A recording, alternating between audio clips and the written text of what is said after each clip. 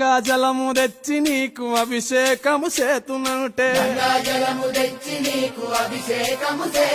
మరి గంగా జలమున చేప కప్పల ఎంగిలంటున్నావు శంభో